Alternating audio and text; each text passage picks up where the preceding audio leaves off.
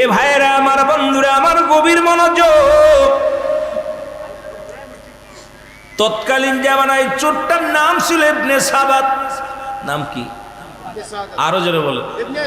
ইবনে সাবাত তৎকালীন জামানার মধ্যে বিখ্যাত একজন চোর। জুনাইদ বাগদাদির বাড়িতে আসলেন রাত্রে অন্ধকারে চুরি করতে। গভীর মনোযোগ, কথাগুলো দিলের কান্ডা লাগা শুনে নিবেন, কাজে লাগবে আপনাদের, আপনার কাজে লাগবে, আমার জিন্দেগি কাজে লাগবে। জগৎ বিখ্যাত একজন চোর, তিনি হয়ে গেলেন আল্লাহর ওলি।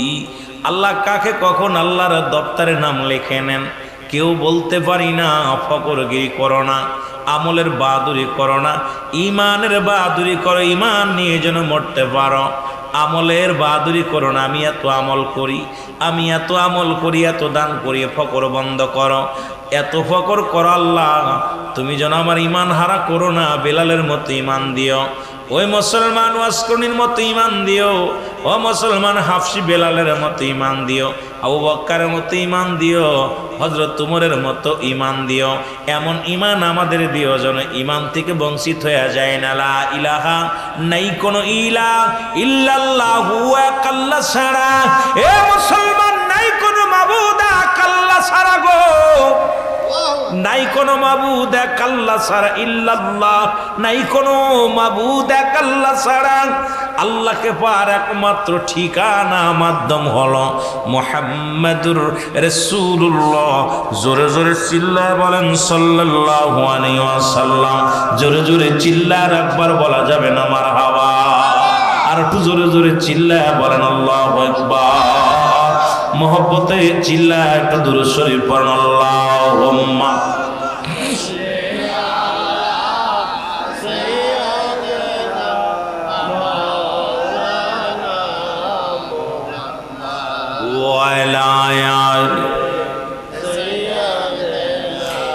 এ ভাইরা আমার, বন্ধুরা আমার, ইবনে সাবাত প্রতিদিন চুরি করে ধরা পড়ে যায়। যুবক মানুষ রাতের অন্ধকারে চিন্তা করে মহল্লার মধ্যে চুরি করব। রাতের অন্ধকারে আর একটা মহল্লায় চলে গেলেন। এই মহল্লায় চুরি বাদ দিয়া জুনাইদ বাগদাদির শহরের মধ্যে চলে গেলেন। যাইতে যাইতে রাতের অন্ধকারে জুনাইদ বাগদাদির ঘরের মধ্যে ঢুকলেন ইবনে সাবাত। জোরে জোরে চিল্লায় বলা যাবে না মারহাবা? ইবনে সাবাত উনি কি করলেন? জুনাইদ বাগদাদির ঘরের মধ্যে প্রবেশ করলেন। রাতের অন্ধকারে ঢুকলেন, ঢুকিয়া দেখে একখানা যায় নামাজ পড়া আছে ঘরের মধ্যে। হুজুর গেছে কোথায়? তাহাজ্জুদের নামাজ পড়বে রাত্রে অন্ধকারে। হুজুর গেছে ওযু করতে, বাকি কাজ সারে, জরুরাত কাজ সেরে ওযু করতে গেছে। ইবনে সাবাত ঘরের মধ্যে ঢুকিয়া দেখে যায় নামাজ বিছানা। লক্ষ্য করে চারিদিকে দামি দামি কাপড়, তসবিহ পড়ে আছে, কোরআন শরীফ পড়ে আছে। ইবনে সাবাত চিন্তা করে, পাইছি আজকে ভালো মোটা অঙ্ক, আজকে বসাইব। কাপড়গুলো দামি দামি কাপড়, সব দিকে লক্ষ্য করলেন, এগুলো গুছাইয়া নিলেন। ইবনে সাবাত সব কাপড়গুলো গুছাইয়া একত্রিত করে যখন বাঁধবে, চিন্তা করে বাঁধার তো কিছু নাই, কেমনে বাঁধবো, এটা তো বেঁধে নেওয়া লাগবে। ইবনে সাবাত যখন এটা ভাবতে লাগলেন, হে মুসলমান, কি দিয়া বাঁধবে? এত দামি কাপড়, এত কিছু গহনা, কিছু সম্পদ পেয়েছে, এগুলো সব হাতায় নিয়ে নিলেন। নিয়ে কাপড়গুলো বাঁধবে কেমনে, মালামালগুলো বাঁধবে কেমনে? বাঁধার মতো কোনো রশি নাই। ইবনে সাবাত করলেন, নিজের গায়ের জামাটা খুললেন। জামাটা খুলিয়া চিন্তা করে, আজকে কাপড়গুলো বেঁধে নিব। সব কাপড়গুলো বাঁধলেন। কাপড় বাঁধা যখন ঠিক হয়ে গেছে, কাপড় উঠাইবে, এমন সময় আল্লাহর ওলি, জগৎ বিখ্যাত একজন আল্লাহর ওলি হযরত জুনাইদ বাগদাদি ঘরের মধ্যে প্রবেশ করলেন। কাশি দিলেন, কাশি দিয়ে প্রবেশ করে দেখে চূড়ায় সব কিছু গুছাইয়া, চুরাই সব কিছু গুছাইয়া উঠাইয়া নিয়ে যাবে। কাশি দিয়ে বললেন, ভাই দাঁড়ান। জোরে জোরে চিল্লায়া বলা যাবে না আল্লাহু আকবার।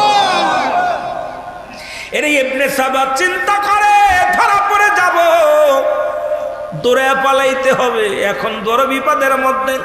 দেখলাম ঘরের মধ্যে কেউ নাই, মানুষের সমাগম নাই, ঘরের মধ্যে কোনো মানব নাই, শুধু মালামাল কিছু পাইলাম, দামি দামি পোশাক পাইলাম, পাঞ্জাবি পাইলাম, পাগড়ি পাইলাম, টুপি পাইলাম, সবই পাইলাম। কিন্তু কোথা থেকে লোকটা আসলো? ঘরের দরজাও তো খোলা, খোলা পাইলাম, ভিতরে কোনো মানুষ দেখতে পাইলাম না। ইবনে সাবাত যখন দৌড় মারবে, দৌড় থেকে ডাক দে, বলে বাবা দৌড় দিও না, আমি তোমার দলের লোক, দৌড় দিও না, দাঁড়াও। উনি দাঁড়ায় গেছে, চিন্তা করে তোমার নাম কি? আমার নাম শুনে কাম কি, বাড়ি কই? কয় আমার বাড়ি শুনে কি হবে? কই বাবা আমিও তোমার দলের লোক, তুমি আগে ঢুকছো, আমি পরে ঢুকছি, তুমি মালামালগুলো গোছায় নিছো। বাবা তুমি তো বাবা মালামালগুলো কাপড় চোপড় সব গোছায় নিছো, আমার একটু দেরি হয়েছে, আমিও আজকে কল্পনা করেছিলাম এই বাড়ি চুরি করব, কিন্তু দুজনই তো একই দলের মানুষ, ভয়ের কোনো কারণ নাই, দাঁড়াও, তুমি একটু ধৈর্য ধরো, তুমি তো দেখছি ক্লান্ত, তুমি ক্ষুধার্ত অবস্থায় আছো, দেখি মালিকের বাড়ি কোনো খাবার আছে কিনা। কয় কি বলতে চায়? নিশ্চিত উনি মালিক, এই জন্য আমাকে বলতেছেন।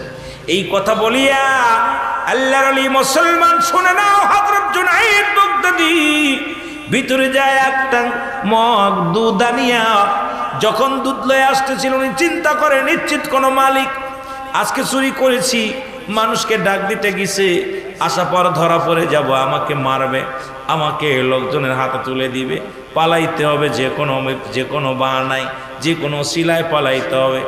দূর থেকে যখন পালাইতে গেছে, জুনাইদ বাগদাদী ডাক দিয়ে কয় বাবা পালানোর দরকার নাই, আমি তোমার দলের লোক, এই নাও দুধ পেয়েছি, গোটি দুধ খেয়ে নাও, কারণ তোমার গায়ের মধ্যে বল নাই, তোমার গায়ে কোনো বল নাই, তুমি ক্লান্ত, এতগুলো কাপড় তুমি কেমনে মাথায় নিবে গো, এতগুলো মালামাল তুমি নিয়ে টানতে পারবে না। কয় তুমি যাই বলো, যতই দুধ খাও, আজকের মালের ভাগ আমি কাউকে দিব না, অনেক দিন বেশি চুরি করতে পারি না, আজকে সুযোগ বুঝে পেয়েছি, তোমাকে তুমি পাশে এসেছো, ভাগ দিব না। আল্লাহর ওলি ডাক দে কয় বাবা আমার লাগবে না, তুমি নিয়ে যাও, আমার লাগবে না, তুমি নিবে, তোমারটা তোমারই দেব, আমি তোমার কাছে ভাগ চাই না, দুধটা খেয়ে নাও। দুধ খাইলেন, গায়ে বল হলো, এবার বলে চলো যাই, দুটি টুপলা বাঁধি, একটা টুপলা আমার মাথায় তুলে দাও, আর একটা টুপলা তোমার মাথায় নাও, কারণ এত কাপড় তুমি একা নিতে পারবা না, বড় টুপলাটা আমার মাথার মধ্যে দাও, ছোট টুপলাটা তুমি নাও, ছোট বোঝাটা তুমি নাও। আল্লাহর ওলি ও মুসলমান শুনে নাও, এ মুসলমান, ইবনে সাবাত ছোট বোঝাটা নিলেন, বড় বোঝাটাও মুসলমান ওই আশিকের মাথায় তুলে দিলেন। তুলে দিয়া পর দুজনেই ঘর থেকে বাইর হয়ে গেলেন। আগে আগে যায় ইবনে সাবাত, পিছে পিছে যায় আল্লাহর ওলি, তখনও চিনতে পারে না মুসলমান। জুনাইদ বাগদাদী পিছে পিছে যায়, ইবনে সাবাত গালাগালি করে, রাগ করে, ধাক্কা মারে, ঘুষি মারে, চর মারে, দরিদ্র ধরা পড়ে যাব, রাত যখন শেষ হয়ে যাবে লোকজন ধরে ফেলবে, মেরে ফেলবে। এমনকি লাথি পায়া দিয়ে লাথি মারলেন আল্লাহর ওলি গায়ের মধ্যে, এমন লাথি মারলেন ছুটে পড়ে গেলেন, গোড়ায়া গোড়ায়া রক্ত গা দিয়া ঝরে, গায়ের মধ্যে লাথি মারে, চর মারে, চাটি মারে। আল্লাহর ওলি কান্দে আর ডাক দে বলে, এ ভাই আমাকে তুমি মারছো মনে দুঃখ নাই, আসলে আমার গায়ের মধ্যে কোনো বল নাই, আমার গায়ে কোনো শক্তি নাই, আমি আস্তে আস্তে নিয়ে যাব, তোমার কোনো ভয় নাই, এলাকার মানুষ দেখবে না, মানুষগুলো তোমারে কিছু বলবে না, চলো আমি আস্তে আস্তে তোমার মালামালটা নিয়ে যাই। নিয়ে যাওয়ার পর যখন দূরে যাইতে যাইতে একটা জায়গা যাওয়ার পর উনি বললেন মালগুলো রাখো, মালগুলো রাখলেন, রেখা দিয়া বললেন হুজুর মালগুলো রেখে দিলেন। আল্লাহর ওলি জুনাইদ বাগদাদী মালগুলো রাখলেন। ইবনে সাবাত বলতেছে তুমি মালগুলো টেনে এনে দিলে, তোমার শুকরিয়া আদায় করি, কত রাগ করলাম, কত তোমাকে মারলাম, কত গালি দিলাম, তুমি প্রতিবাদ করো নাই, তোমারে আমি বললাম আবার আগামীকাল যখন চুরি করতে যাই তোমাকে সঙ্গে নিয়ে যাব, তোমাকে একটু বেশি মাল দিব, আজকে আমি কিছু তোমাকে দিব না, আমার প্রয়োজন। আল্লাহর ওলি জুনাইদ বাগদাদী কয় বাবা আমার কিছু লাগবে না, আপনি লয়ে যান, আমি রওনা হয়ে যায়। আর আপনাকে একটা অনুরোধ করি, শুইনালান বাবা, যে বাড়িতে ডাকাতি করতে গিয়েছেন ওই বাড়িতে আবার যাবেন, আরো বেশি মালামাল পাবেন। জোরে জোরে চিল্লায় বলা যাবে না আল্লাহু আকবার, জোরে জোরে মহব্বতের সঙ্গে চিল্লায় বলেন আল্লাহু আকবার। কামেল মুকামেল দুনয়নে দেখতে পাও যদি কামেল মুকামেল অলি দুনয়নে দেখতে পাও ওই কদমে জীবন জৈবন ও গো বন্ধু ঠেলে দাও আর ওই কদমে তোমার জীবন টুকু ঢেলে দাও কামেল মোকামেল অলি আমার বাজান মৌলানা বলো কামেল মোকামেল অলি আমার বাজান মৌলানা আর দুনয়নে দেখলে তারে দূর হইত যন্ত্রণা বল দুনয়নে দেখলে তারে দূর হইত যন্ত্রণা আল্লাহুম্মা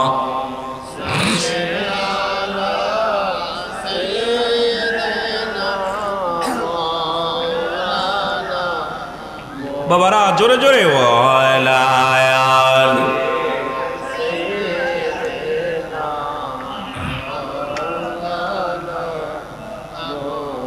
আল্লাহর আলী বলে গেলেন ডাকতে বলে ভাই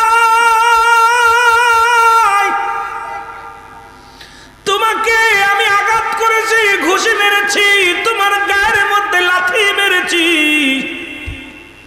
তোমাকে কত গালমন্দ করেছি একটা প্রতিবাদ করো নাই তোমার মতো এত ভালো চোর আমার নজরে কোনোদিন পড়ে নাই তুমি যাইতেছো যাওয়ার আগে আল্লাহর ওলি ডাক দিয়ে কয় বাবা আমারই তো ভুল ছিল আমি কেন তোমার বোঝাটা ঠিক মতো টেনে দিতে পারি নাই তুমি আমাকে মেরেছো আমি অন্যায় করেছি তোমার উপকার আমি করতে পারি নাই এই জন্য আমাকে গালি দিছো আমাকে ঘুষি মারছো আমার গায়ের তুমি লাথি মারছো কোনো কষ্ট আমার নাই তবে বাবা তোমার বলি আমি তোমার উপরে কোনো অভিযোগ নাই তোমার উপরে কোনো ক্ষিপ্ত আমি নাই রাগান্বিত নয় তবে তুমি আগামী কাল রাত্রে আমি তোমার সাথে যাব যে বাড়িতে চুরি করতে গেছো ওই বাড়িতে আবার যাবা এই বলিয়া বিদায় নিয়ে গেলেন আর বললেন আমি যদি ভুল ত্রুটি করে থাকি ও ভাই মুসলমান শুনে নাও ইবনে সাবাত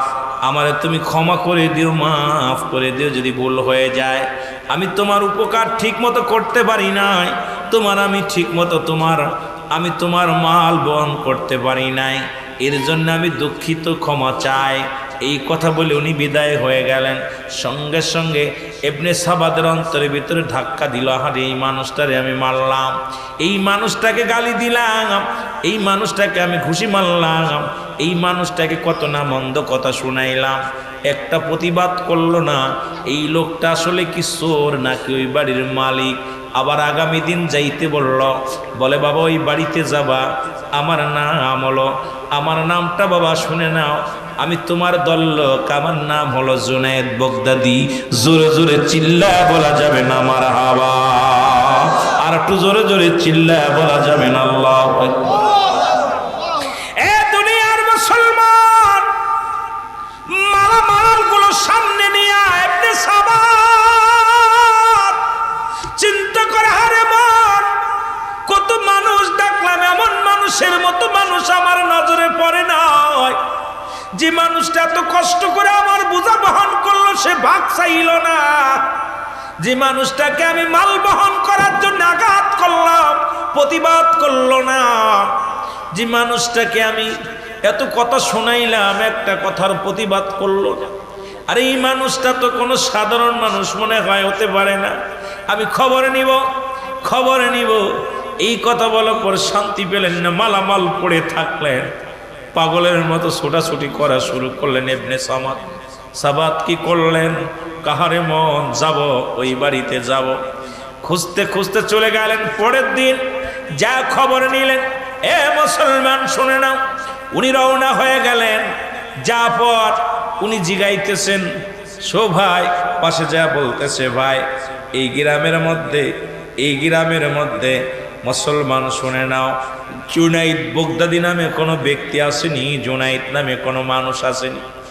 সবাই কয় কত বড় পাগল রে, কার নাম ধরো, তুমি কি চেনো তারে? তুমি আমার হুজুরের নাম ধরো, জগৎ বিখ্যাত একজন আল্লাহর ওলি, ওরে তো সবাই চেনে, সবাই চোরে চেনে। ওই মুসলমান ইবনে সাবাত চোরকে সবাই চেনে। সবাই চিন্তা করে নিশ্চিত হুজুরের বাড়ি আজকে কাম সারবে, এই জন্য হুজুরের ঠিকানা চায়, জুনাইদ বগদাদির ঠিকানা চায়, তার বাড়িটা খুঁজতে চায়। কারণ রাতের অন্ধকারে ঢুকছে, বাড়িটা খেয়াল নাই। এখন চোরে চিন্তা করে যখন বললেন তাকে তুমি সবাই চেনেন, লোকজন বললেন তার বাড়িতে কি হবে তার বাড়ি দিয়া? বলে লোকেরা শোনো, আমি ভালো মতো তোমাদের কাছে জানতে চেয়েছি, জুনাইদ নামের ওই লোকটার বাড়ি চেননি? লোকজন বলে চোর, সাবধানে কথা বল, যার নামটা তুমি উচ্চারণ করেছো তিনি আর কেউ নয়, তিনি বগদাদ শহরের একজন জগৎ বিখ্যাত আল্লাহর ওলি, নাম হলো জুনাইদ বগদাদি। জোরে জোরে চিল্লায় বলা যাবে না সুবহানাল্লাহ? আর একটু জোরে জোরে চিল্লায় বলা যাবে না সুবহানাল্লাহ? তুমি কি চেনো তারে, যার শত শত লক্ষ লক্ষ মুরিদ? সে তো সাধারণ কোনো মানুষ নয়, সে একজন আল্লাহর ওলি। সঙ্গে সঙ্গে ইবনে সাবাত বলে আমাকে আগে বলো তার বাড়ির ঠিকানা দাও। ইবনে সাবাত ঠিকানা নিয়ে চলে গেলেন। যা দেখ আল্লাহর ওলি সিজদায় পড়িয়া চোখের পানি ছেড়ে কান্দার বলে, আল্লাহ গত রাত্রে যে চোর এসেছিল সে তো কষ্ট পেয়েছে, ক্ষুধার্ত অবস্থায় ছিল, তাকে আমি সেবা যত্ন করতে পারি নাই। আল্লাহ তোমার ওই মাকলুক, তোমার ওই বান্দা আমার দুয়ারে আমার দুয়ারে চুরি করতে এসেছে, কষ্ট পেয়েছে, চুরি করতে এসেছে। আল্লাহ আমি তার অভাব মোচন করতে পারি নাই। আল্লাহ তোমার আদালতে আমি কি জবাব দিব? আজকে আমার দেশের পীর সাহেবদের খাসলা, তার ওইদের পীর সাহেবদের খাসলা, একটু বিবেচনা করবেন। আজকে আমরা বাড়ির পাগল, নারীর পাগল, ক্ষমতার পাগল, মুরিদের পাগল। আর আল্লাহর ওলি কামেল পীর যারা দুনিয়ার মধ্যে তারা ছিল, এই দুনিয়ার মধ্যে কেমন পাগল ছিল? তোর আল্লাহর পাগল, রাসূলের পাগল, তারা ছিল তার মুরিদানদের বাঁচানোর পাগল, তারা ছিল ইশকে রাসূল, তাদের অন্তরের ভিতরে ছিল। তারা দুনিয়ার মুখাপেক্ষী নয়, তারা সদা সর্বদাই কাঁদতেন আমার মওলার জন্য, রাসূলের প্রেমে। জোরে জোরে বলেন ঠিক কি না? এরে আল্লাহর ওলির কান্না সিজদাগত অবস্থায় যায় ইবনে সাবাত যখন দেখতে পাইল আল্লাহর ওলির চোখে দিয়ে পানি রে, দৌড়ে যায় কদমের মধ্যে পড়ে কাঁদে আর দেখতে বলে, আল্লাহর ওলি, ও আল্লাহর ওলি, আমি আপনাকে চিনতে পারি না, আমি আপনাকে না চিনে আমি মনে করেছি আমার জাতি ভাই, আমিও চোর আপনিও চোর। কতই না দুর্ব্যবহার করেছি, কতই না কষ্ট আপনাকে দিয়েছি, আপনার গায়ে হাত তুলেছি, এমনকি আপনাকে লাথি পর্যন্ত মেরেছি, ধাক্কা মেরেছি, আপনি প্রতিবাদ করেন নাই। আল্লাহর ওলি জুনাইদ বগদাদি কয়, সাবাত আমি যদি তোমার খবর নিতে পারতাম তুমি অন্যায়টা করতে না, আমি যদি তোমার ক্ষুধার্ত মিটাইতে পারতাম তুমি মানুষের বাড়ি চুরি করতে না। তুমি চিনতে পারো নাই বাবা, আমি কোনো কষ্ট পাই নাই, তুমি আমাকে আঘাত করেছো, আমি তোমার কাজ করতে পারি নাই। আমি ক্ষুধার্ত অবস্থায় আমি মাস যাই, সপ্তাহ চলে যায়, খাবার জোটে না, সপ্তাহ চলে যায়, একটা খুরমা খেয়ে জীবন যাপন করি। রাতের বেলা দিনের বেলা রোজা রাখি, রাত্রে বেলায় একটা খুরমা খেয়ে ইফতার করি। এই হলো আমার জিন্দেগি। আর আমার দেশের পীর সাহেবদের খাওয়ান দেখলে মাথা খারাপ হয়ে যায়। প্লেটে খাবার থাকে, নামাজ বাজান এমন বড় বুড়ি হয়, আমার মনে কিছু করবেন না। এমনও পীর সাহেব আছে যাদের দেহখানা দেখলে সকালবেলা 2 কেজি গোশ, দুপুরবেলা 2 কেজি গোশ, বোনা গোশ বাদান তাদের এত বড় কার ফলফলাদি লাগে। আল্লাহর মাহবুব বান্দা যারা, তারা দুনিয়ার ফলফলাদির মুখাপেক্ষী নয়, আল্লাহর ইবাদত বন্দেগী করে জিন্দেগি পার করে। জোরে জোরে বলেন ঠিক কি না? কামেল পীর হইলে কেমনে বুড়ি হয়? কামেল পীর হইলে তার তো বুড়ি হওয়ার কথা। আমার পীর কেবলা জানকে যারা দেখেছেন আট্টসি আমার হুজুর পা, আহা, যে খাবারের অভাব ছিল না। যদি মনে করতো প্রতিদিন একটা করে গরু বনবে, পারতো কি পারতো না? কথা বলেন, পারতো কি পারতো না? কিন্তু তিনি খাবার নিয়ে সামনে বসলে বলতো, আল্লাহ আমার মুরিদের পেটে খাবার নাই, মুরিদের পণ্যে কাপড় নাই। হয়তো মনে করতে পারেন আমি আট্টসির বক্তা, এই জন্য আট্টসির পক্ষে না। বাবা, আপনারা যারা গিয়েছেন 2-4 জন যারা গিয়েছেন, আমার হুজুর বলতেন, আল্লাহ আমার মুরিদের পেটে খাবার নাই, পণ্যে কাপড় নাই, আমি খেয়ে গেলে আল্লাহ তোমার কাছে আমি কি জবাব দিব? আমার মুরিদ যখন বলবে যে আমার পীর সাহেব খাইছে, আমি খাইতে পারি না। আমার পীর কেবলা জান সোনার দেহখানা কঙ্কাল বানায় ফেলেছিল। আর আমাদের দেশের পীরদের বাড়ি গাড়ি আর পেট ভুঁড়ি দেখলে, অবস্থা দেখলে খুব খারাপ। আরে বাবা রে বাবা, শাহিন শাহ নকশবন্দিয়া মুজাদ্দিদি আমার পীর কেবলা জান এই দুনিয়ার শাহিন শাহ হয়ে আসলেন। তারপরেও সে জীবন ভরে ক্ষুধার্ত অবস্থায় থাকলেন, রোজা রাখতেন, সারাটা বছরই রোজা রাখতেন, বেশিরভাগ না খায়া জীবন পার করেছেন। আর কাঁদতেন বসে বসে, ইয়া রব্বি হাবলি উম্মতি, ইয়া রব্বি হাবলি মুরিদি, মুরিদি বলে কাঁদতেন। নবীজি কাঁদছে উম্মতি বলে, কেবলা জান কাঁদতেন মুরিদ, মুরিদ বলে। সুতরাং আমার বাবারা কামেল মুকাম্মেল হওয়া লাগবে। আমি যে কথাগুলো বলতেছি, এই জন্য বগদাদ নগরের কথাটা বলার ভিতরে হাকিকত হলো যে আল্লাহ কখন কার করে। দরবার বিশ্ব জাকের মঞ্জিলে অসংখ্য খারাপ মানুষগুলো যায় আল্লাহ আল্লাহ হয়ে গেছে। জোরে বলেন ঠিক কিনা? অসংখ্য মানুষ গাঁজা খেত, মদ খেত, তারি খেত, দুষ্টমি করত, দেখা যায় দরবারে যে পরিবর্তন হয়ে গেছে। জোরে বলেন ঠিক কিনা? কথা বলেন, কথা বলেন। দুষ্টকৃত মানুষগুলো ভালো হয়ে গেছে। এই জন্যে ইবনে সাবাদের কথা আমার মনে পড়ে গেল। আমি এই জন্য আমি কথাটা বলতেছি। এ মুসলমান, গভীর মনোযোগ, গভীর মনোযোগ, দিলের কান্ডা লাগা শোনো গো। আল্লাহর ওলির কদমে পড়ে বলো, হুজুর আপনি আমাকে বায়াত করায় দেন, আমি আপনার কাছে মুরিদ হব, জীবনে আর কোনোদিন চুরি করব না, জীবনে আর কোনোদিন অন্যায় পথে পা বাড়াবো না। আজ থেকে আপনি আমার মুরিদ বানায়া দেন। আল্লাহর ওলি কয়, মুরিদ তোমারে বানাইতে পারি, শর্ত একটা হলো আজ থেকে একটা মিথ্যা কথা বলতে পারবা না, আজ থেকে মানুষের হক নষ্ট করবা না, আজ থেকে নামাজ ছাড়বা না, রোজা রাখবা, সৎ পথে চলবা, হালাল রুজি খাইবা। যদি আমার কাছে কথা দিতে পারো, ওয়াদা করতে পারো, আমি তোমাকে মুরিদ বানায়া দিব। জুনায়েদ বগদাদি বলার সঙ্গে সঙ্গে মুসলমান যখন বললেন, বলার সঙ্গে সঙ্গে মুসলমান ইবনে সাবাদ বলেন, আল্লাহর ওলি আমি ওয়াদা করলাম যদি না খেয়ে মারা যায় জীবনেও কোনোদিন চুরি করব না, যদি দুনিয়ার মধ্যে যতই কষ্ট হোক আমি নামাজ ছাড়ব না, দুনিয়ার জিন্দেগির মধ্যে যতই আমার দুঃখ আসুক জীবনে কোনোদিন আমি অপরাধ করব না, জীবনে কোনোদিন মানুষের হক নষ্ট করব না। আল্লাহর ওলি জুনায়েদ বগদাদি তার বায়াত গ্রহণ করাইলেন, হাতে হাত দিয়া তওবা করাইলেন, কালেমা পড়াইলেন। এ মুসলমান, ইবনে সাবাত জীবন ভরে সেই দরবারে কাটায়া দিলেন। এমনভাবে মুসলমান আমল করা শুরু করলেন, এমনভাবে তাহাজ্জুদের নামাজ পড়া শুরু করলেন, এমনভাবে তিনি ইবাদত বন্দেগী করা শুরু করলেন। রোজা রাখতেন, দিনের বেলা রোজা রাখতেন, রাতে না খায়া থাকতেন, দিনে না খায়া থাকতেন, অজর নয়নে রাত জেগে জেগে কাঁদতেন। কানতে কানতে আল্লাহকে এত পরিমাণ রাজি খুশি করলেন, মদিনা আল্লাহকে এত পরিমাণ রাজি খুশি করলেন। সর্বশেষে মুসলমান শুনে নাও, শুনে নাও মুসলমান শুনে নাও, এই পৃথিবীর মধ্যে এমন পরিমাণ, এত পরিমাণ আমল করত, এত পরিমাণ ক্ষুধাভীরু ছিল, এত পরিমাণ আমলদার ব্যক্তি ছিল গো।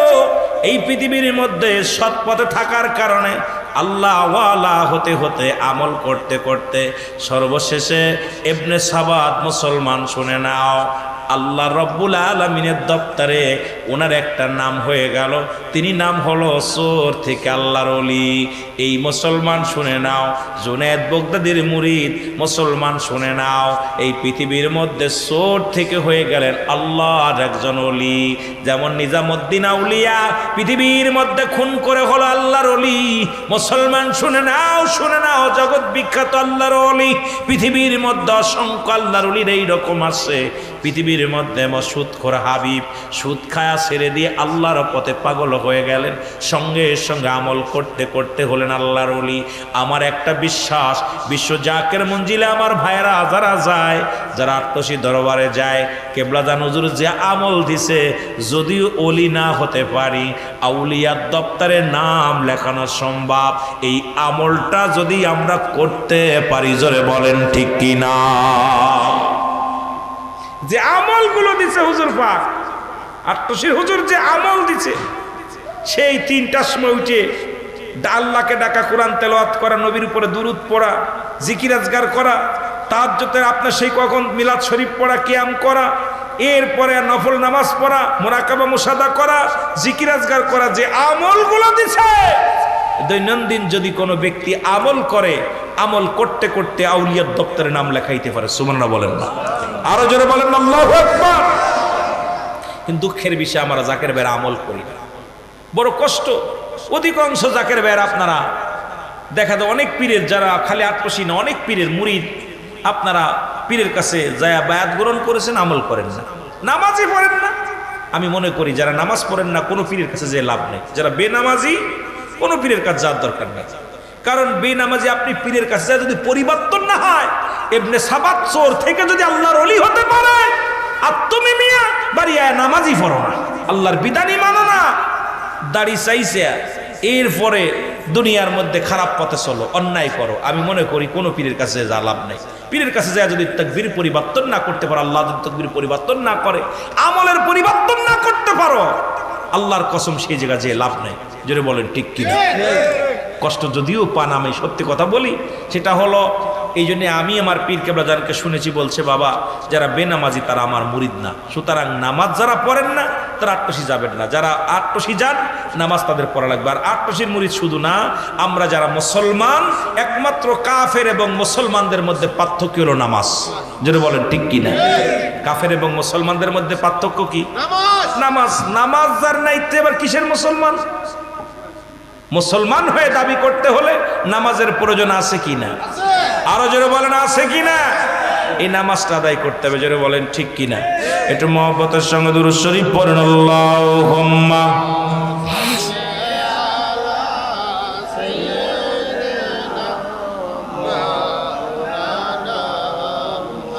মহব্বতে ওয়ালা আলি।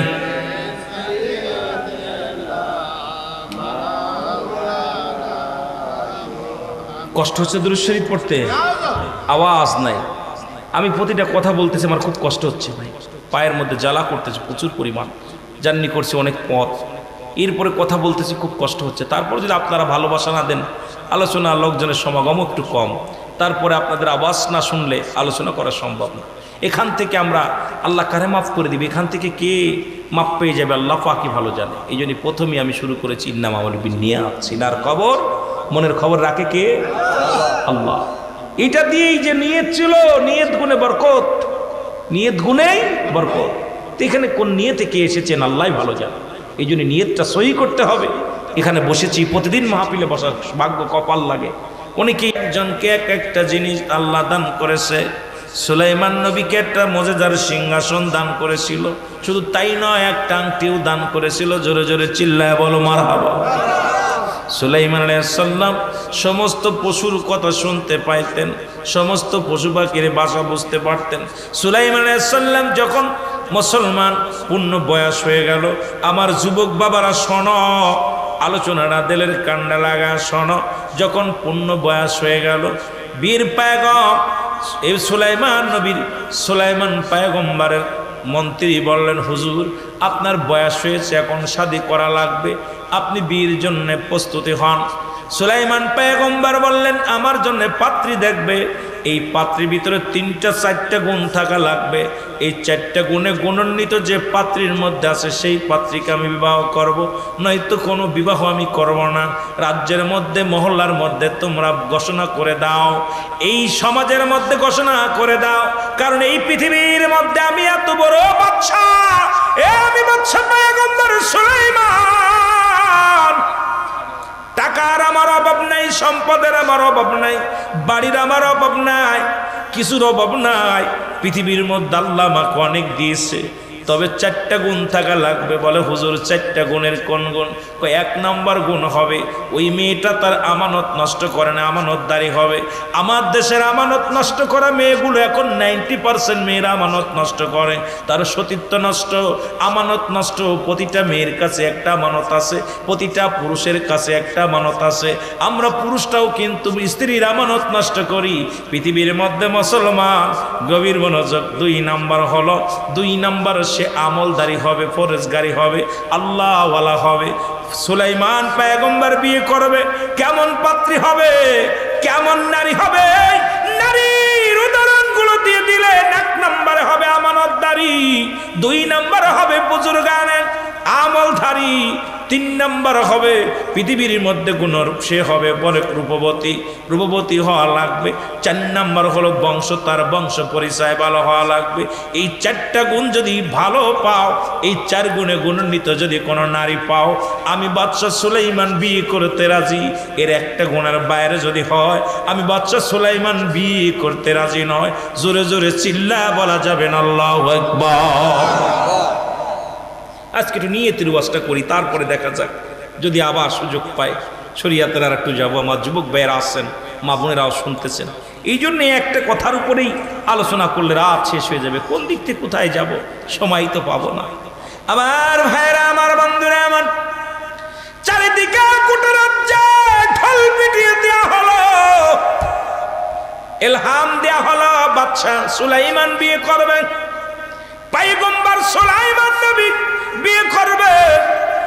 পাত্রী খুঁজতে লাগলেন, পাত্রীর বিবরণ দেয়া শুরু হলো। সপ্তাহ ঘুরে যায়, কোনো পাত্রী চিঠি লাগে না সুলাইমানকে বিয়ে করার জন্য। গোটা রাজ্য, গোটা দেশ একটা নারী পা গেল না। পা গেল মুসলমান। মুসলমান গভীর মনোযোগ, একজন জাইলা মুসলমান, শুনে নাও। সেই জাইলে মশায় মাছ ধরতে যায়, নদীতে মাছ ধরতে যায়। উনি শুনতে পাইলেন সুলাইমান পয়গম্বর বিয়ে করবে, আর পাত্রী লাগবে 4টা গুণের গুণান্বিত একটা পাত্রী লাগবে। জেলে মনে মনে চিন্তা করে, আল্লাহ তুমি তো আমার একটা মেয়ে দিছো, এই মেয়েটার ভিতরে 3টা গুণ আছে, একটা গুণ নাই। দেখি আমি এই পায়গম দিব, বিয়ের পায়গম দিব। যদি আমার সুলাইমান পয়গম্বর যদি আমার জামাতা হয়ে যায়, আমার কপাল খুলে যাবে, আমি একজন আল্লাহওয়ালা ব্যক্তিকে জামাই হিসেবে পাবো, একজন বুজুর্গানের দিনকে আমি জামাই হিসেবে পাবো। দুনিয়ার আমার কোনো লোভ নাই, সম্পদের কোনো লোভ নাই, আমি বাড়ি চাই না, গাড়ি চাই না। আল্লাহ আমাকে একটা রূপবতী মেয়ে দিছে, মাশাআল্লাহ। এই রাজ্যের মধ্যে সবচাইতে রূপবতী মহিলা মেয়েটা হলো আমার মেয়ে, আমার কাছে অনেক সুন্দরী। 2 নাম্বার, আমার মেয়েটা বিশাল আমলদারি, তাহাজ্জুদের নামাজ কাজা দেয় না, রোজা কাজা দেয় না, নামাজ ছাড়ে না, বেপরদায় চলে না, পৃথিবীর কোনো পুরুষের মুখ দেখে নাই। আর আমাদের মেয়েরা কলেজে যায়, স্কুলে যায়, তাদের যে ল্যাংটা অবস্থায়, যে বেহায়া অবস্থায় যায়। আজকে কয়টা মেয়ে রাখছেন হেফাজতে? আমি আলেম সাহেব, আমার মেয়ে হেফাজতে নাই, আমার মেয়ে পর্দা করে নাই, আমার মেয়ে বেপরদায় চলে। আমি ইমাম সাহেব, আমার মেয়ে বেপরদায় চলে। আমি কারি সাহেব, আমার বিবি বেপরদায় চলে। আমি মুফতি সাহেব, আমার বিবি, আমার ভাই, আমার বন্ধু বেপরদায় চলে। আজকে সমাজ বড় রসাতলে, আজকে বড় বিপদের মধ্যে আছি আমরা সকলেই। জোরে জোরে বলেন ঠিক কিনা? আর একটু জোরে জোরে চিল্লা বলা যাবে না ঠিক কিনা? কিন্তু জেলে বলে আমার মেয়েটা কোনোদিন কোনো বেগানা পুরুষের মুখ দেখে নাই। পৃথিবীর মধ্যে কোনো মুক্ত আমানত নষ্ট করা তো দূরের কথা, পৃথিবীর কোনো পুরুষই তার মুখ দেখে নাই। এত আমলদারি আমার মেয়েটা তাহাজ্জুদের নামাজ কাজা করে না। দুইটা আমল। 3 নাম্বার আমলটা হলো, মুসলমান শুনে নাও, এই পৃথিবীর মধ্যে আমার মেয়ে হলো গুণবতী। পৃথিবীর মধ্যে শুধু বংশ পরিচয়, আমি জেলে মানুষ, আমার কোনো সম্পদ নাই, টাকা নাই, আমি মাছ ধরি, এই একটা জিনিস আমার ভিতরে নাই।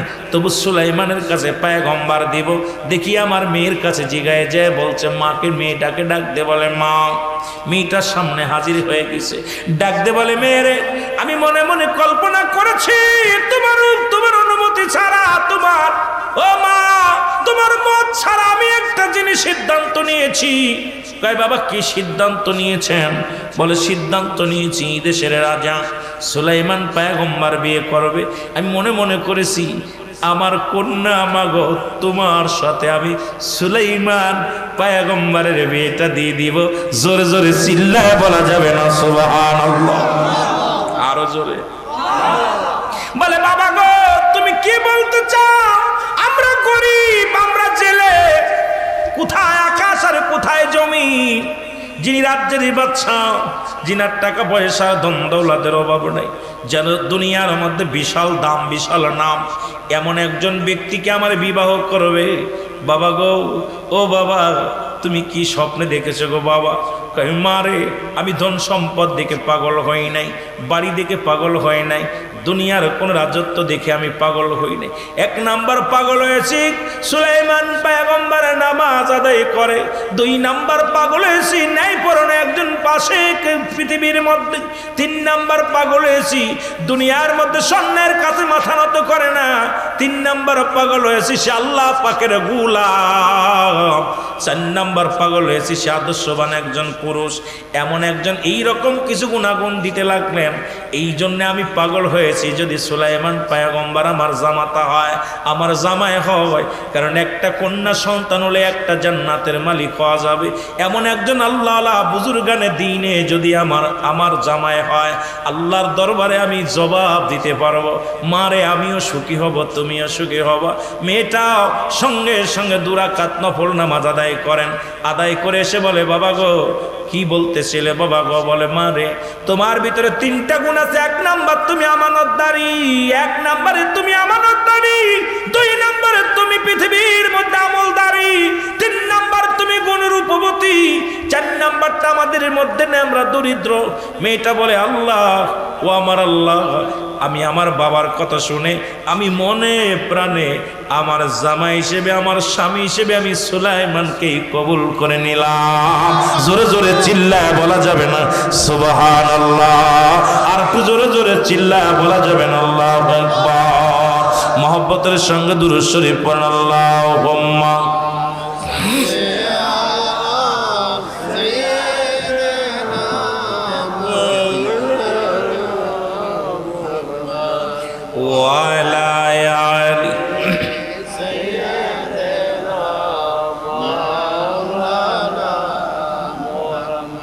আরো জোরে বলেন, আল্লাহুম্মা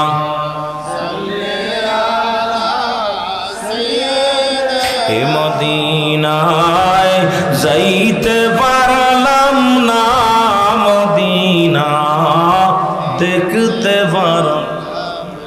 কেন যে বলতেছি বাবা, কত হাজি ভাইয়েরা এখন মদিনায় লাব্বাইক ইয়া রাসূল হজ শেষ করে বাড়িতে আসবে, বড় জল্পনা কল্পনা করতেছে। আমরা বাংলাদেশের মানুষ হজ করতে যেতে পারি না। আমার বন্ধু মাওলানা জহুরুল ইসলাম ফরিদী সাহেব মদিনায় হজ করতে গেছেন, উনিও 10 তারিখে আসবে দেশে, 10 তারিখে আসবে দেশে। এইরকম অসংখ্য হাজিরা, আপনাদের দিলাকাও থেকে অনেক হাজিরা গেছে না, আমরা যাইতে পারিনি। যদি দেখার মন চায়, সবাই বলেন, মদিনায় যাইতে পারলাম না, মদিনা দেখতে পারলাম না, মদিনায়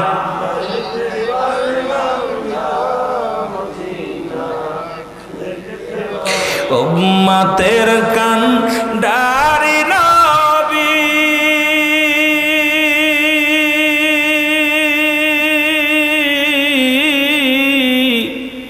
দেখার আশায় চেয়ে আসি,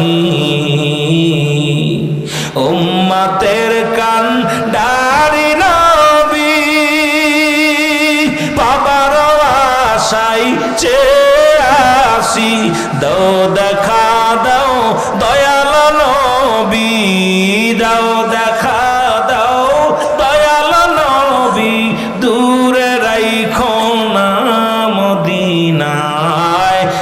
যাইতে পারলাম না মদিনা, দেখতে পারলাম না মদিনায়।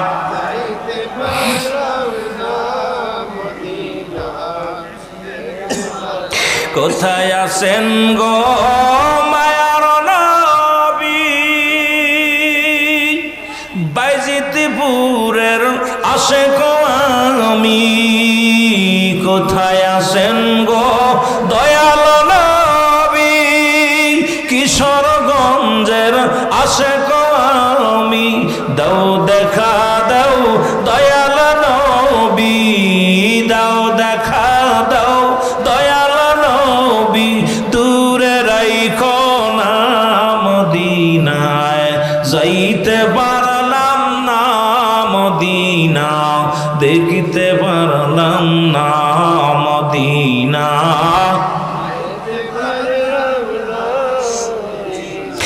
দেখতে পারলাম না মদিনা, যাইতে পারলাম না মদিনা।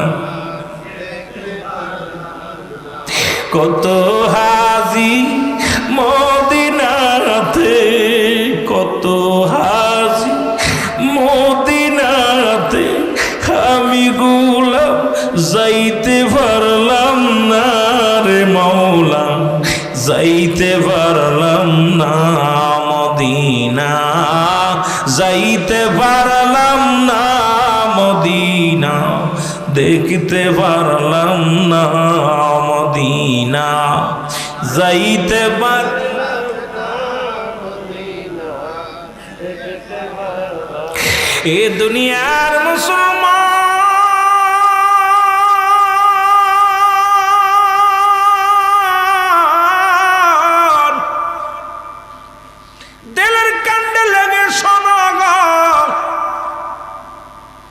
সুলাইমান পয়গম্বরের কাছে চিঠি লিখলেন, চিঠি লইয়া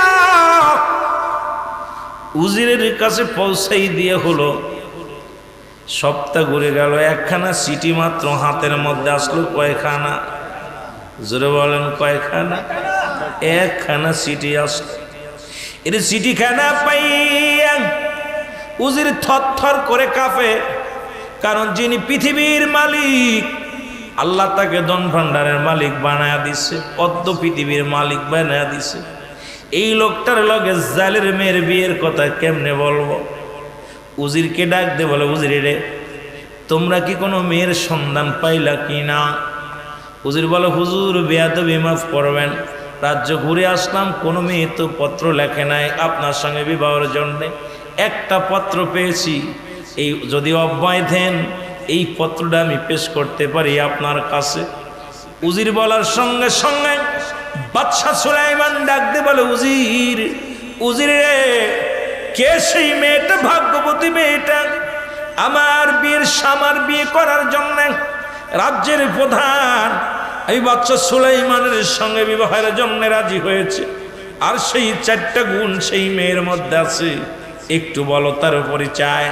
বলো, হুজুর বেয়াদবি মাফ করবেন, যদি অভয় দেন তাহলে বলতে পারবো। আল্লাহর পাগল বাদশা সুলাইমান, ও মুসলমান শুনে নাও, ডাক দে বলেন, বলো আমি তোমাকে নির্ভয় দিলাম, তুমি বলো, ভয়ের কোনো কারণ নাই, বলো। বলো, হুজুর আপনার রাজ্যে কোনো মেয়ে পত্র লেখে না, একটা পত্র লেখছে, একটা জেলের মেয়ে। বলে, কি বলতে চাও? পত্রটা আমার হাতে দাও। পত্রটা পড়ে দেখে, হুজুর জীবনে বড় স্বপ্ন আমার, জীবনে কিচ্ছু চার নাই, কিচ্ছু চার নাই। মুসলমান পয়গম্বর সুলাইমান আমার স্বামী হবে, আমি স্বামীর খেদমত করব, আমি তার গোলাম হইয়া দুনিয়ার মধ্যে থাকব, আমি আমল করব। আমি পৃথিবীর মধ্যে রাজ্যের লোভ নাই, সম্পদের লোভ নাই, শুধু আপনার কদমের পাইতে চাই, ধুলা পাইতে চাই, আমি আপনার রানী হতে চাই পৃথিবীর মধ্যে, ইতি আমি অমক। সঙ্গে সঙ্গে মুসলমান সুলাইমান রাগ করে বাদশা সুলাইমান পত্রটাকে টান দিয়ে সুরে উজিরের মুখে সুরে মারলেন। উজির রে, তুমি কি পত্র নিয়ে আসলা? আমি হলাম রাজ্যের প্রধান, আর সাধারণ একজন জেলের মেয়ের সঙ্গে আমার বিবাহ হবে। এ উজির, এটা কেমনে তুমি আমার সামনে প্রস্তাব করে লাগো? তুমি কেমনে আমার সামনে এই কথাটা বলতে পারলা? বলে, হুজুর গোটা রাজ্যের মধ্যে লক্ষ কোটি মানুষ কেউ তো বিয়ের জন্য আপনার সঙ্গে বিবাহের জন্য রাজি হয় না, আর এমন মেয়ে পাওয়া যায় নাই। এই মেয়েটা তো আপনার সঙ্গে বিবাহের জন্য পাগল। বলে সঙ্গে সঙ্গে সুরে মারলেন। মারার পর চিঠিখানা বাবার সামনে পড়ে গেলেন, সিরা চিঠিখানা। জেলের চোখ দিয়ে পানি বাইর হয়ে গেল, কাঁদতে কাঁদতে বলে, আমার আল্লাহ, তুমি আমাকে রূপবতী মেয়ে দান করেছো, তুমি আমাকে পৃথিবীর মধ্যে আমানতদারী মেয়ে দান করেছো। আল্লাহ, তুমি আমার আমলদারী একটা মেয়ে দান করেছো, কিন্তু পৃথিবীর মধ্যে আমি আল্লাহ বাদশা সুলাইমান পয়গম্বর সুলাইমানকে জামাতা বেনাত বানাইতে চেয়েছিলাম, কিন্তু কপালে লেখা নাই, আমার চিঠিখানা ছিঁড়ে ফেলেছে। আল্লাহ, তুমি যদি আমার ধনী বানাইতা, আমার যদি সম্পদ দিতা, আল্লাহ তোমার কাছে আমার একটা দাবি, তোমার কাছে আমার একটা চাওয়া, হয় আমারে বাদশার মতো বাদশা বানায় দাও, না হয় বাদশা সুলাইমানকে ফকির বানায় দাও, আমার মতো জেলে বানায় দাও, তবু বাদশা সুলাইমানকে আমি জামাই বানাবো। জোরে জোরে চিল্লায় বলা যাবে না আল্লাহু আকবার? আর একটু জোরে জোরে চিল্লায় বলা যাবে না আল্লাহু আকবার? দোয়া করে বলেছে, হাত উঠাই ফেলেছে। আল্লাহ হাতটা মুসা, এমন পাগল, আল্লাহর পাগল, হাতটা কবুল করে ফেলেছে। সুবহানাল্লাহ বলেন না? আরো জোরে। আমার আল্লাহ তাআলা কবুল করে ফেলেছেন। সপ্তাহ চলে গেল, হঠাৎ একদিন জরুরি তলব। বাদশা সুলাইমান রাজ্যের উজির, নাজির, মন্ত্রী পরিষদকে ডাকলেন। তোমাদেরকে নিয়ে একটা বৈঠক হবে, তোমাদেরকে নিয়ে একটা আলোচনা সভা হবে। হঠাৎ বাদশার পেটের মধ্যে একটা মোসর দিলেন। বাদশা বলে, তাড়াতাড়ি আমার বাথরুমে যেতে হবে। তোমরা বসো, সবাই বসো, আমি আসতেছি, অপেক্ষা করো। আংটিখানা খুলে বাদশার ওই মজেদার আংটিখানা খুলিয়া উজিরের হাতে দিলেন। উজিরে, এই নাও, আংটিটা ধরে রাখো, ঘড়িটা ধরে রাখো, আমি এখনই যাব, আমার কাপড়টা ধরে রাখো, আর রাজমহলটি টুপিটা ধরে রাখো, আমি এখনই ওয়াশরুমে যাব, এসে পরিষ্কার পরিচ্ছন্নতা হইয়া পুত পবিত্র হইয়া রাজদরবারে বসব।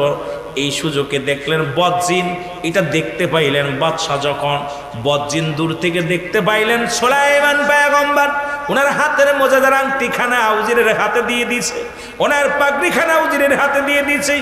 বদজিন তাড়াতাড়ি বাদশা সুলাইমানের রূপ ধরিয়া দৌড়ে এসে উজিরের কয়, তাড়াতাড়ি আংটি দাও, দেরি হয়ে গেল, তাড়াতাড়ি আংটি দাও। আংটিখানা যেই উজিরের হাত থেকে যখন নিয়ে নিছে, সঙ্গে সঙ্গে গোটা এই মজেদার আংটিখানা যার হাতে থাকতো, গোটা পৃথিবী তার দিকে ঝুঁকে পড়তো, সবাই তার অনুগত হয়ে যেত। জিনের বাদশা, মুসলমান বদ জিনের বাদশা, উনি যখন আংটিটা নিয়ে নিছে, নেওয়ার পর সব জিনের সব লোকজন, রাজ্যের সব মানুষগুলো মুসলমান নকল সুলাইমানের পাগল হয়ে গেছে। উনি রাজ দরবারে জেরাজ সিংহাসনে বসলেন, বসে বললেন, শোনো শোনো, একটা শুভ সংবাদ, একটা খারাপ সংবাদ, শোনো দুঃসংবাদ। আমার রাজ্যে একজন নকল বাদশা সুলাইমান সাজছে, উনি একটু পরে আসবে, আমার রাজ্যে প্রবেশ করবে। উনি প্রবেশ করে বলবে, উনি কি বলবে? উনি বলবে, শোনো, শুনে নাও, এই আমি হলাম আসল, আমি হলাম আসল। সে কিন্তু আমার রূপ ধারণ করেছে, সে আসল না, সে নকল। এই রাজ্য সে দখল করে নিতে চায়। তোমাদেরকে আমি হুকুম দিলাম, যেখানে পাবে সেখান থেকে তারে প্রতিহাত করবে।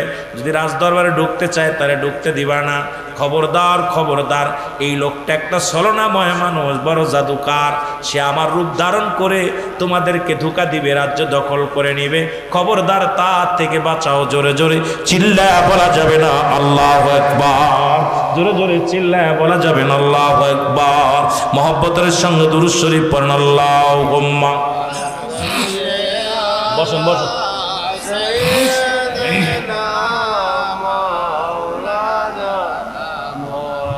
এ হাওয়ার গাড়ি হাওয়ায় চলে, তেলের গাড়ি তেলে চলে, ওরে বিনা তেলে চালাই গাড়ি নবী সুলাইমান।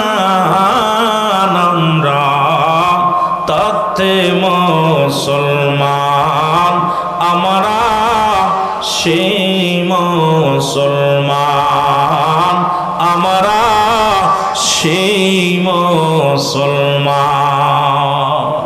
মারহাবা বলেন, মুসলমান। সুলাইমান পয়গম্বর জরুরত ছিল অজু করে যখন ভিতরে প্রবেশ করতে যায়, প্রহরীরা বলে, কে তুমি? আমি তোমাদের বাদশা। দূর হও, তুমি বাদশা বলতে চাও? আমাদের বাদশারা সিংহাসনে বসে আছে। কয় না, আমি তোমাদের বাদশা, বাদশা সুলাইমান, আমি পয়গম্বর সুলাইমান। কয় মা, বসো। কথা বোঝে, আপনারা বোঝেন না কিছু? না না, ওইটা তো দেখার সময় নেই, আপনাদের মনস্তব নষ্ট করতেছে। আরে ও মুসাফা করতে মাস্টার ইবলিস মানুষের লোমে লোমে প্রবেশ করবে। আপনি আলোচনাটা যখন আপনি শ্রবণ করতেছেন, আপনাকে কোনভাবে ধোঁকা দিয়ে সরাবে মাস্টার ইবলিস কিয়ামত পর্যন্ত হায়াত চেয়েছে। ও মানুষের সুরত ধরে আসবে, পাগলের সুরত ধরে আইব। আপনার মনোযোগ এখান থেকে সরাইতে পারলেই লাভ। কেন আলোচনাটা খাইতেছেন ধোঁকা থেকে বাঁচার জন্যে। এই আলোচনা যদি আপনাকে একবার মনটা নষ্ট করে দিতে পারে, মাস্টার ইবলিস জয়লাভ করবে। ও মাস্টার ইবলিসের খালাতো ভাই, ও পাগল না। কিয়ামত পর্যন্ত হায়াত চেয়েছে, মানুষের লোমে লোমে প্রবেশ করবে। যখন যে সুরত ধরতে চাইবে সেই সুরত ধরবে। বারবার বলতে, বোঝেন কিছু? এত সহজ না ইমান। খুব সাবধান বাবা। দাঁড়ায় যে প্রসাব করে তার কাছে জীবনও মাস্টার ইবলিস যাবে না। আপনি বসে আছেন, আপনার কাছে যাবে। এই জন্য আপনারা যারা রাস্তাঘাটে চা খাচ্ছে বাজারে, ওর কাছে যাবে না। ও আপনাকে কোনভাবে ধোঁকা দিবে, কথা বুঝছেন? এই যে খুব সাবধান বাবা। এই শেষ জামানা, মুসিবতের জামানা। হাতের উপরে আগুন রাখা যাবে, ইমান রাখা যাবে না। খুব সাবধান। একটু মহব্বতের সঙ্গে দুরূদ শরীফ, আল্লাহুম্মা সাল্লি আলা সাইয়্যিদিনা মুহাম্মদ এর নবিয়িনা শাফিয়ানা মাওলানা মুহাম্মদ। আদম যখন মাটির পানি, মোর নবীজি খোদা রাসূল। আদম যখন মাটির পানি, মোর নবীজি খোদা রাসূল। তার উপরে পড়েন দুরূদ, তার উপরে পড়েন দুরূদ। আল্লাহ ফেরেশতা কুল, আল্লাহুম্মা সাল্লি আলা সাইয়্যিদিনা মুহাম্মদ নাবিয়ানা শাফিয়ানা মাওলানা মুহাম্মদ। তিসাটি কাল কাছেন নবী, উম্মত আমার গুনাহগার। তিসাটি কাল কাছেন নবী, উম্মত আমার গুনাহগার। এখনও কাঁদেন নবী, এখনও কাঁদেন নবী। মাফ করো পরওয়ারদিগার। আল্লাহুম্মা সাল্লি আলা সাইয়্যিদিনা মুহাম্মদ নাবিয়ানা শাফিয়ানা মাওলানা মুহাম্মদ। আরো জোরে, আল্লাহুম্মা সাল্লি আলা সাইয়্যিদিনা মুহাম্মদ। আকাশ পয়দা জমিন পয়দা নূরে পয়দা মুহাম্মদ। আকাশ পয়দা জমিন পয়দা নূরে পয়দা মুহাম্মদ। তার উপরে পড়েন দুরূদ, পার উপরে পড়েন দুরূদ। ও হে আশিক মুসলমান, আল্লাহুম্মা সাল্লি আলা সাইয়্যিদিনা মুহাম্মদ এর নবিয়িনা শাফিয়ানা মাওলানা মুহাম্মদ। আরো জোরে বলেন, আল্লাহুম্মা সাল্লি আলা সাইয়্যিদিনা মুহাম্মদ এর নবিয়িনা শাফিয়ানা মাওলানা মুহাম্মদ। কোথায় গেলে পাবো নবী আপনার জিয়ারত? কোথায় গেলে পাবো নবী আপনার সাকাত? গোমের ঘরে দিবেন দিদার, গোমের ঘরে দিবেন দিদার। কান্দে আসে কের দল। আল্লাহুম্মা সাল্লি আলা সাইয়্যিদিনা মুহাম্মদ নাবিয়ানা শাফিয়ানা মাওলানা মুহাম্মদ। এ দুনিয়ার মুসলমান,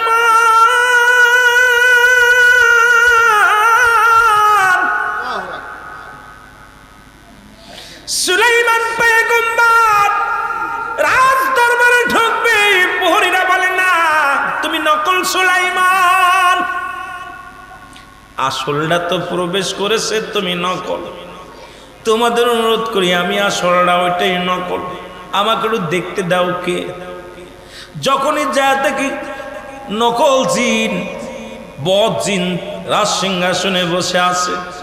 সুলাইমানকে দেখা পর জিন বলতে লাগলেন, শোনো রাজ্যের সব মন্ত্রী ওজির সবাই শোনো, ওই ধোঁকাবাজ সুলাইমান নবী সে যে কিন্তু রাজ দরবারে প্রবেশ করবে, যেখানে পাবে সেখান থেকে পিটাইবা, তাকে যেন রাজ দরবার থেকে তাকে বিতাড়িত করা হয়, নাই তোমাদের অমঙ্গল হবে, আমি সুলাইমান বলে দিলাম।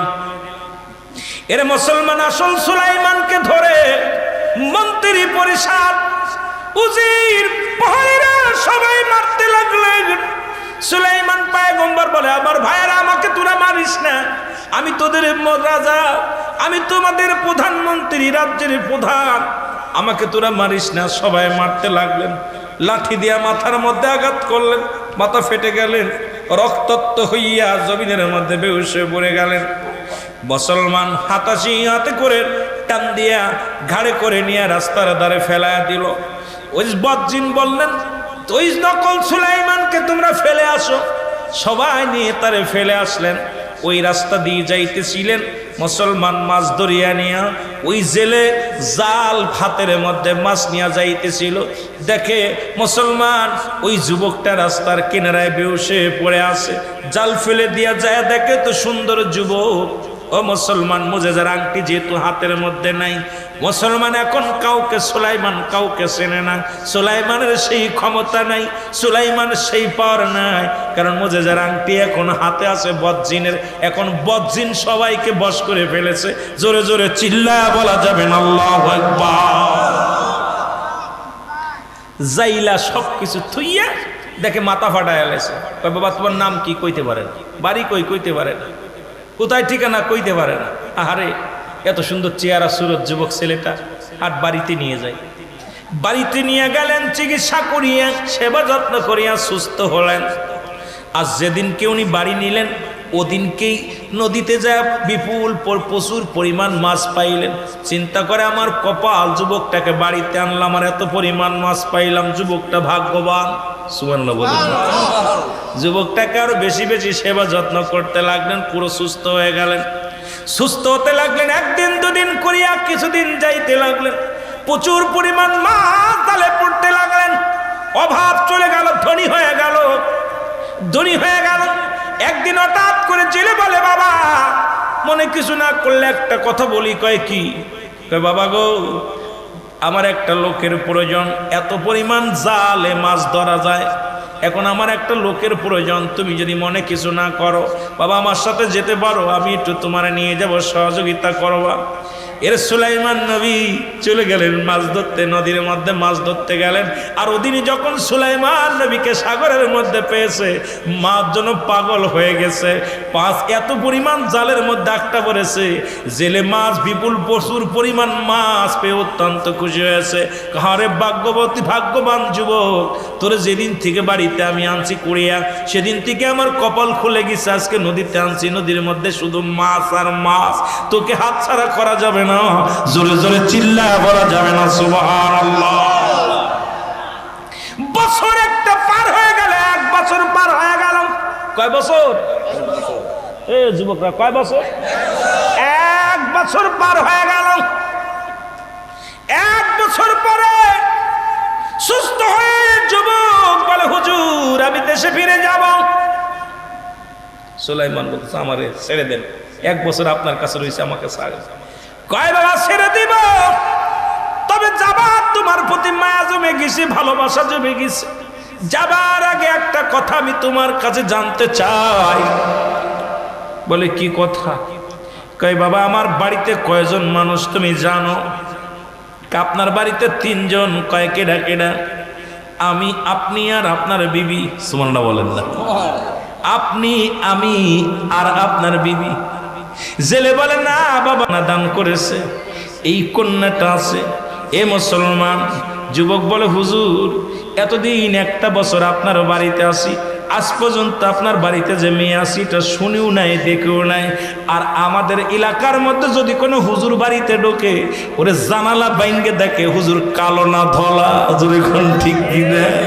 আর যদি সুন্দর যুবক যায়, তোর অবস্থা কাহিল। ওটা কই না কেন? কয়েকদিন আগে তাহিরি ভাই আর আমি গেছি একটা মাহফিলে। হাই রে ভাই, রে ভাই, ওয়াল ভেঙে ফেলে জানলা দরজা সব ভেঙে ফেলতে মহিলারা ঘুরতে পেরে দেখার জন্য আমাকে আমার মাফ করেন, আমি ফালাই আনতে অবস্থা। কিন্তু একটা বছর যুবক, 1 বছর যুবক বাড়ির মধ্যে, কিন্তু মেয়ে আছে বাড়ির মধ্যে, দেখে নাই, জানেও নাই, শুনতেও পারে নাই। বলে চাচা মিয়া কি বলতে চান? আপনার বাড়ি আপনার মেয়ে আছে? কয় বাবা হ্যাঁ, একবার একটা যুবতী মেয়ে আছে।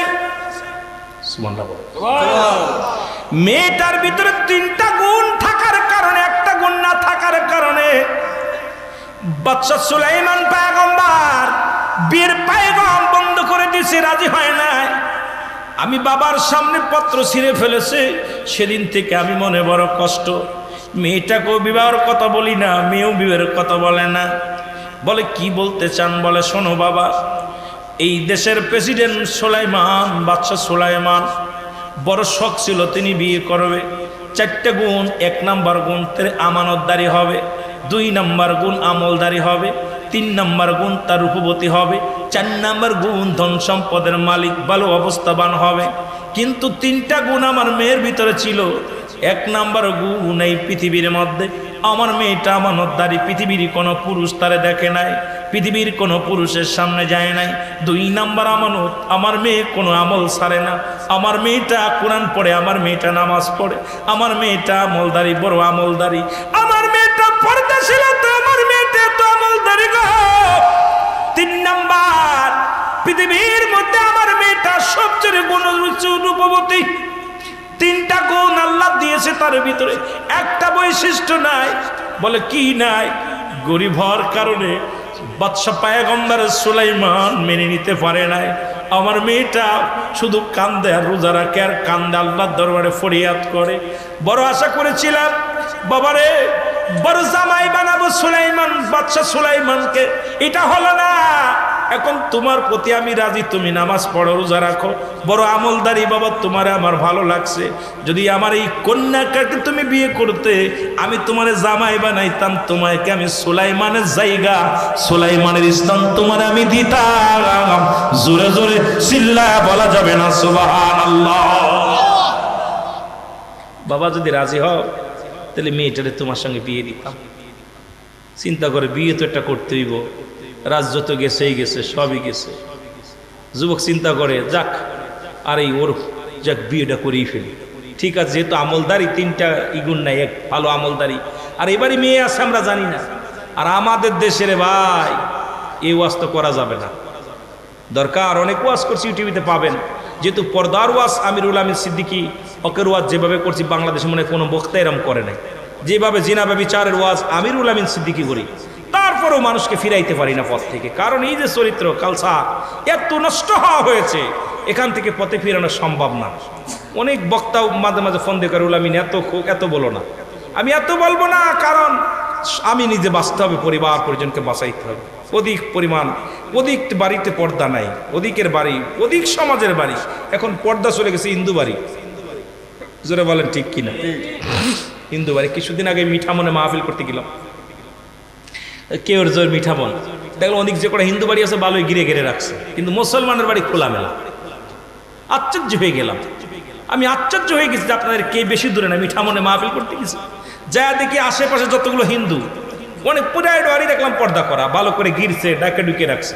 আর মুসলমানের বাড়ি এই পাশে হাওয়া ঢুকছে, ও পাশে বেরিয়ে যাচ্ছে। কথা বলছেন? আহারে মুসলমান, ওদের গরম বেশি। কি কোথায় আজকে, কোথায় গেছে? সবচেয়ে বড় কষ্ট হয়, এ জবাব আল্লাহর দরবারে কি দিব? এ মুসলমান গভীর মনোযোগ, বিবাহ হয়ে গেল, মারহাবা বলেন, বিবাহ হয়ে গেল। আর ওই দিনেই বিবাহ হয়ে গেল, সকালবেলা বিবাহ হলো। বলে বাবা তো বিয়ে হলো, চলো যাই নদীর ঘাটে যাই, কিছু মাছ ধরে আনি। আজকে ওই নতুন মাছগুলো, যে মাছগুলো ধরবো সাজো সাজো রান্না করে খাওয়াইবো। সুলাইমান পয়গম্বর জামাই হয়ে গেল জেলের, কিন্তু সুলাইমানও জানে না, আর ওই মুসলমান জেলেও জানে না যে আসল মাল ঘরে। সুবহানাল্লাহ বলেন না, আর একটু জোরে বলেন না। এদিকে নদীর ধারে যাইয়া যখন সুলাইমান পয়গম্বর মাছ ধরে, যুবক যখন মাছ ধরে, ওই রাস্তা এই নদীর উপর দিয়ে একটা ভালো জিন যাইতেছিল। উনি দেখতে পাইলেন কিরে সুলাইমান পয়গম্বর কেন নদীর মধ্যে মাছ ধরে। আশ্চর্যজনক ব্যাপার। সুলাইমান হুকুম দিলে মাছ হেঁটে চলে যাবে। সুলাইমান মাছ ধরতে এসেছে, ঘটনাটা কি? খটকা লাগছে, ভালো জিন নিশ্চিত একটা ঘটনা ঘটছে। তাড়াতাড়ি দৌড়ে গেছে। ভালো জিনটা যায় দেখে বদ জিন রাজত্ব দখল করে একদম বসে আছে। রাজত্ব দখল করে রাজ্যের অভাব আনাটন দেখা দিছে। রাজ্যের মধ্যে মানুষে মানুষে মারামারি কানাকানি। সবাই কয় সুলাইমান এত বড় বদ হয়ে গেল, বিয়াদব। একটা বছর পার হয়ে গেল, কোনো রাজ্যের কোনো ভালো কাজ করে না, খালি খারাপ কাজ করতেছে। বদ জিন ও তো একদম শেষ করে দিচ্ছে। কথা বোঝেন নাই? সবাই বলা বলি করতেছে। ভালো জিনটা যায় বলতেছে, ভাই পাহাড়ের কি হয়েছে? কয় আমাদের রাজার জন্য কি হয়েছে? সুলাইমান কারোর লোকে কথা বলে না, রাজ্যের অবস্থা দেখে না, ঘুরে গেলে রাজ্যের মানুষ শেষ। কোনো মানুষের দিকে তার কোনো খবর নাই, কোনো জিন ভূত সব কিছুর ভাষা জানতো, কিন্তু উনি রাজ্যের মধ্যে বয়া থাকে আর ঘুমায়। উনি কোনো দিক ওনার কোনো দিক খেয়াল নাই। উনি যায় দেখে বদ জিন। বদ জিনকে দেখে ভালো জিন এমন দাবড় শুরু করছে, দাঁড়া! যেই তারা দিছে বদ জিন দৌড় শুরু করছে। এমন দৌড় দাবড় শুরু করতে করতে একদম নদীর ভিতর দিয়ে দৌড়ে গেছে। নদীর ভিতর যাইয়া বদ জিনের হাত থেকে আংটিটা ফেলে দিছে। সুবহানাল্লাহ বলেন না? ফেলবে তো ফেলবে। সুলাইমান পয়গম্বরের সামনে একদম ওই ফেলার সঙ্গে সঙ্গে ওই আংটিটা, মুজেদার আংটিটা বড় একটা মাছে খেয়ে ফেলছে। সুবহানাল্লাহ বলেন। আর একটু জোরে বল। বড় একটা মাছে খেয়েছে। আর মাছে যেই খাইছে, ওই নদীতে যত মাছ ছিল ওই বড় মাছটার, সব বড় মাছটার জন্য পাগল লেগে গেছে। সব ঝাঁকে ঝাঁকে লক্ষ লক্ষ মাছ, ছোট বড় যত ছিল সব ওই মাছের জন্য পাগল হয়ে গেছে। সুবহানাল্লাহ বলেন। কারণ ওই আংটি যার হাতে থাকবে তার জন্য সবাই পাগল। আর সুলাইমান আর ওই জাইলে এক জাল ফেলেছে, আর এত পরিমাণ মাছ উঠছে। বড় মাছটা তো বাঁচছেই, যে মাছটা আংটি খেয়েছে ওই মাছটাও জালের ভিতরে আটকা পড়েছে। আর এত পরিমাণ মাছ ধরা পড়ছে, জাল উঠাইতে পারছে না। একটু মহব্বতের সঙ্গে জিকির করেন, সুবহানাল্লাহ, আলহামদুলিল্লাহ, লা ইলাহা ইল্লাল্লাহ। আরো জোরে সুবহানাল্লাহ, আলহামদুলিল্লাহ, লা ইলাহা ইল্লাল্লাহ। বাইজান মগর মনের বেদনা আয় হায় বুঝাইলে কেউ বোঝে না। আইরা শোনাইলে কেউ শোনে না, বলো শোনাইলে কেউ শোনে না, বলো শোনেন সে মদিনা। লা ইলাহা, আয় হায় জোরে, লা ইলাহা। মহব্বতে বলেন লা ইলাহা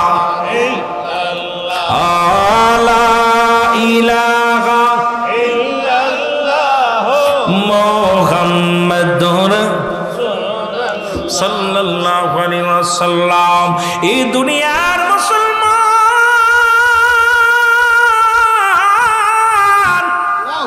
প্রচুর পরিমাণ মাছ পাইলেন নদীতে। মাছটা পায়া ডাক দে, বলে বাবা জামাই, বলে বাবা রে, এতদিন মাছ ধরতে এসেছি, এত বড় মাছ পাই নাই, সব মাছ বিক্রি করে দিব। ওই বড় মাছটা আজকে আমি তোমারে আর আমার মেয়েটারে রান্না করে খাওয়াইবো। বাবা এটা বেচবো না, এটা বাড়ি নিয়ে যাবো। সুবহানাল্লাহ বলেন। মাছটা বাড়ি নিয়ে আসলেন, বাড়ি লয়া চলে আসলেন। এসে মেয়েটারে ডাক দে, বলে মা, অনেক আশা করে বিয়ে দিলাম, তুমি শখ ছিল অমুক জায়গা বিয়ে করার জন্যে। মা রে, তোমার ওই যুবকের সঙ্গে বিবাহ দিয়ে দিলাম। মা গো, এত বড় একটা মাছ ধরে আনছি, আজকে মাছটা তুমি নিজ হাতে কাটবা, এই মাছটা সুন্দর করে কুটবা, এই মাছটাকে সুন্দর করে রান্না করবা, জামাইকে একটু প্রাণ ভরে খাওয়াইবা। আমি জেলে মানুষ, এই নদীর বড় মাছটা আমি শিকার করেছি। আজকে বিবাহের অনুষ্ঠানের দিন, ও মা, আল্লাহ তাআলা আমার উপরে রাজি হয়েছে, খুশি হয়েছে। নদীর বড় মাছটা আমার জালে একটা পড়েছে, মাছটা তুমি রান্না করবে, এটা সুন্দর করে খাওয়া দিবা। মেয়েটা হাতের মধ্যে মাছটা পেয়ে খুশি হলেন। এবার কাটার জন্যে অস্ত্র নিয়ে যখন বিসমিল্লাহ বলিয়া, কারণ এমন আমলদারি মেয়ে, এমন আল্লাহওয়ালা মেয়ে, বিসমিল্লাহ বলিয়া কাজ শুরু করলেন। বিসমিল্লাহ বলিয়া যখন পোজ দিলেন, সঙ্গে সঙ্গে ভিতরে থেকে সুন্দর একটা ওই মজেদার আংটি বাইরে আসলেন। আংটিখানা দেখার সঙ্গে সঙ্গে মেয়েটার চোখ ছানা ভরা হয়ে গেল। আশ্চর্য, আল্লাহ তুমি কত বড় নিয়ামত আজকে জুঠায় দিছো, আজকে আমার বাসর, আর এই বাসরের রাত্রে আমার জামাইরে আমি উপহার দিব আংটিখানা। তুমি কুদরতি রহমতের হাত দিয়ে আমাকে দান করেছো আংটিখানা। আল্লাহ আমার স্বামীর হাতে আমি নিজ হাতে পরাইয়া দিব আংটিখানা। জোরে জোরে চিল্লা বলা যাবে না সুবহানাল্লাহ। আংটিটা যেই কন্যার হাতে আইছে, বাচ্চা সুলাইমানও মেয়ের জন্য পাগল, সব পাগল, বাড়ির গোষ্ঠী শুধু সব মেয়ের কথা হনে, কারণ এই আংটি যার হাতে থাকবে মজার আংটি, সবাই তার পাগল, লুকায় রাখছে। রাত্রে বাসর লম্বা আলোচনা, এত লম্বা করতে পারবো না, শেষ করতে হবে। হায় হায়, 12:30 দরবারের মাহফিল 12টার বেশি রাখা যায় না। আমিও অসুস্থ, কয়েই যাচ্ছি, চিন্তা করতেছি দেখ আপনাদের কিছু মানুষের ভালোবাসা পাইছি, ভালোবাসা পায় কথা বলতেছি, নিজের কষ্টের কথায়। এদিকে রক্তে দেখছেন কাপড় ভিজা গেছে, হাঁটু কিন্তু পাঞ্জাবি পর্যন্ত ভিজা গেছে, রক্ত কলতানি ঝরতেছে। এরপর দিয়ে কথা চলতেছে, যেই জোরে জোরে কথা বলতেছি আঘাত পাচ্ছি, পাঞ্জাবি রক্তাক্ত হয়ে যাচ্ছে, কিন্তু আমার ওদিকে খেয়াল নাই। খেয়াল আপনাদের মুখের দিকে, কারণ মদিনাওয়ালার পাগলেরা বসে আছে, আমার কেবলা জান হুজুরের পাগলেরা বসে আছে, আমার আল্লাহর গোলামেরা বসে আছে। সারাদিন কষ্ট করেছে, ভ্যান চালাইছে, রিক্সা চালাইছে, দিন মজুরি, ব্যবসা করেছে, এর অটো চালাইছে, এইগুলো ফেলে থুয়ে যদি বসতে পারে, আমি গুনাহগার পাপীর দুইটা কথা শোনার জন্যে। আল্লাহ আপনাদের উপরে দয়া করুক, জোরে বলো না আমিন, আরো জোরে বলো না আমিন। রাত্র শুরু হয়ে গেল, বাসর দুজনে মিলে নামাজ আদায় করলেন। আদায় করিয়া যখন সালাম ফিরাইয়া মুসলমান শুনে নেন, যুবক ডাক দেওয়ালে, রানী রে, তুমি আমার বিবি, তোমার প্রশংসা অনেক শুনেছি, তোমার কাছে একটা কথা জানতে চাই, তুমি আমাকে বিয়ে করার আগে আর কাউকে ভালোবাসনি, কাউকে মন দিয়া দিছিলেনি?